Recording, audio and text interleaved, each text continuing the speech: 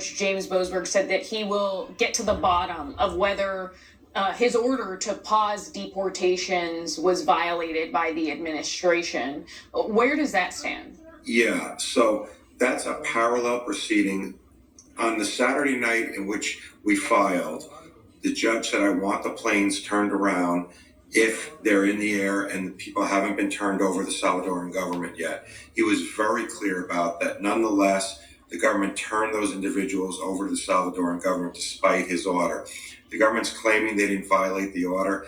He has made clear that he wants to get to the bottom of whether a federal court order was violated.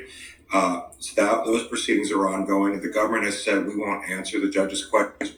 They've invoked what's called the state secret privilege, saying these are such secrets that we can't let anybody see them. We have a brief due on that on Monday, and I suspect the judge will move fairly quickly to determine whether his orders have been violated.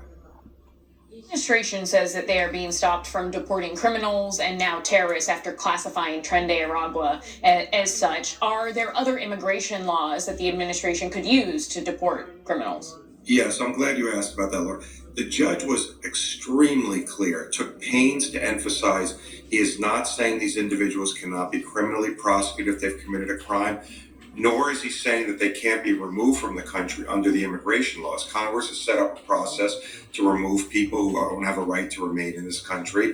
All he is saying is that this wartime authority, the courts are saying this wartime authority cannot be used during peacetime. Use your other authorities. They can continue to detain these individuals. So the government's suggestion that these individuals are just going to be roaming around the streets if they don't have the authority to use the Alien Enemies Act is absolutely wrong. So this is more a situation of, can you now allow the president to unilaterally declare a war against anybody and then send them to a foreign prison, and perhaps for the rest of their lives, based on unilateral allegations that they're gang members without any process? I want to ask you about some of those Venezuelans that were deported to El Salvador's mega prison, Secot. Mother Jones talked to the sister of one man, Neri Alvarado, and she said that her brother has no ties to Tren de Aragua. One of his tattoos is an autism awareness rib tattoo in honor of his little brother. And Mother Jones reports that ICE told Alvarado that they were finding and questioning everyone with tattoos, but that Alvarado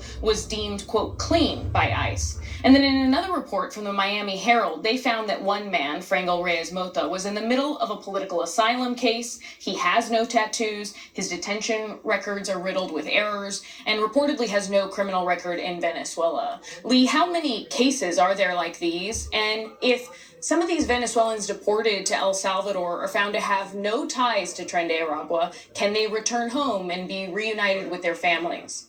Yeah, you're asking the exact right question, and I wish I knew. This was all done in secret to begin with. The president signed the proclamation, apparently, on March 14th, although now he says he didn't sign anything.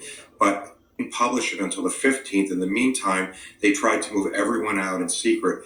We don't know too much about all the individuals, but what we are learning about many of the individuals is that they appear to have had no relation to the gang. And I think we're going to see more and more information come out that the people who were removed didn't have a connection to the gang. I mean, one of the things we're hearing is that the government based it on tattoos, but what experts say is there's no definitive way based on tattoos to whether someone is a gang member. And so I think what the judge is going to do is take this one step at a time and see whether his order was violated, whether government deliberately violated his order to turn around the planes. And if they were, we're going to ask him to order the government to bring these people back.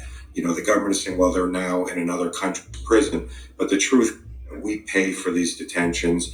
El Salvador is doing it at our behest. Well, there's no question the United States could get them back out if they wanted to. Lee Gallant of ACLU, thank you for your time. Thanks for